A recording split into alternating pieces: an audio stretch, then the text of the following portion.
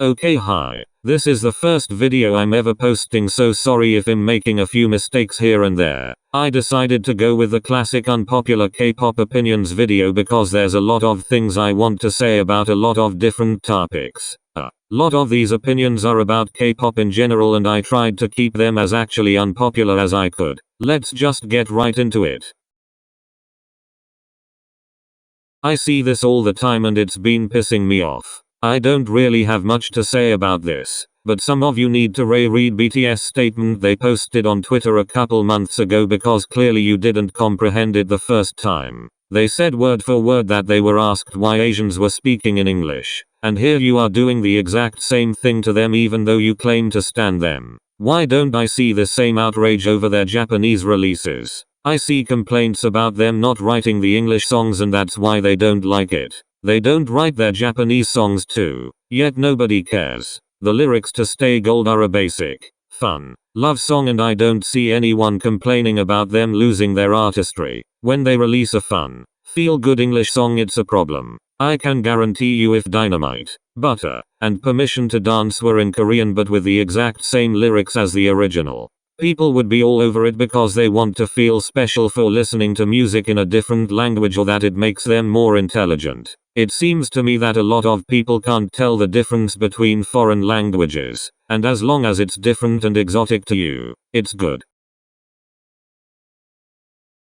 I know the whole point of a comeback in K-pop is the hype around the title track and that's supposed to be the best song on the album, but when I listen to the B-sides, it just feels like a collection of random throwaways that don't really have any correlation to each other. Of course it's not every single album released, but the majority of them tend to follow this pattern. None of the songs feel like they should be on the same project and it feels like a bunch of random tracks rather than a complete body of work. I think BTS and Red Velvet typically do a great job of keeping albums sonically consistent, though. I would love to see some pop groups do an album like Tyler the Creator's Flower Boy, with each song flowing into the next and a general theme for the album. I've never seen a group with this many solo stans and I honestly have no idea how this happened. It feels like Blackpink's followers are a 50-50 split between real Blinks and solo stans. There isn't even one popular member to solo stan within Blackpink either. They all seem to have a pretty even amount between each of the members. It's probably because they all do so many solo promotions and activities, which is sad because I love the content we get from them in between comebacks either way. We need a fandom cleansing immediately. I think this one is pretty self-explanatory. Telling me to check out music from a random Nugu group because they are so underrated and their comeback is flopping and the song in question sounds like this.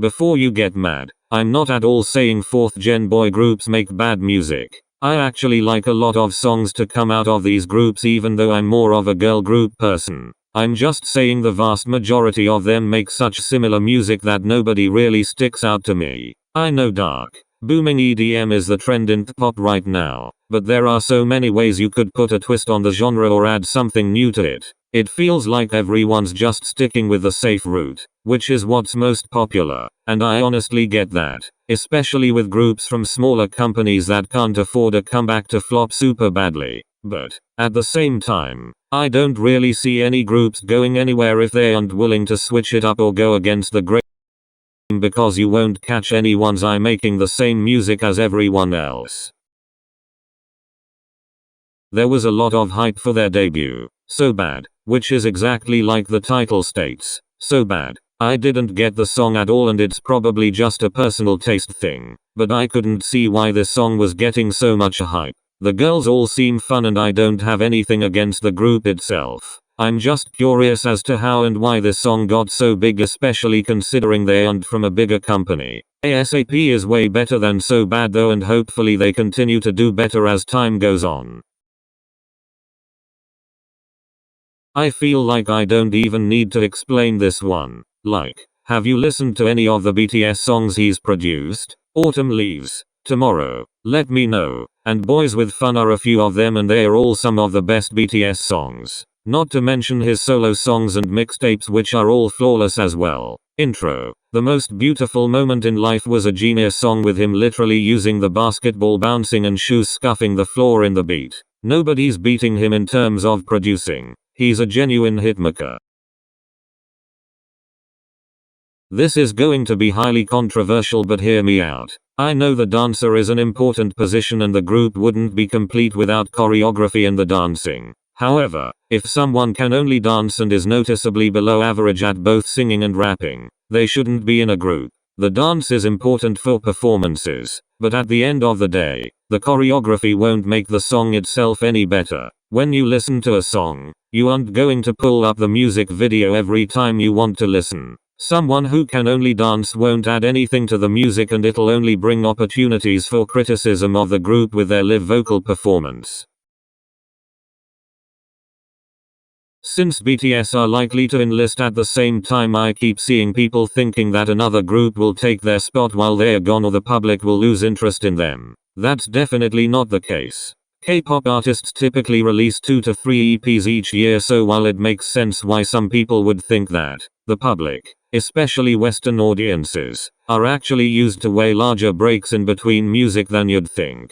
For example, Lorde disappeared off the face of the earth for years, and when she finally came back with a single this year, her fanbase was still here to support it. Frank Ocean hasn't released an album since 2016 and I'm still a fan of his. In addition to this, I think the hype for a real comeback after such a long hiatus will instantly bring the spotlight back towards them when they get back. Okay, that's it.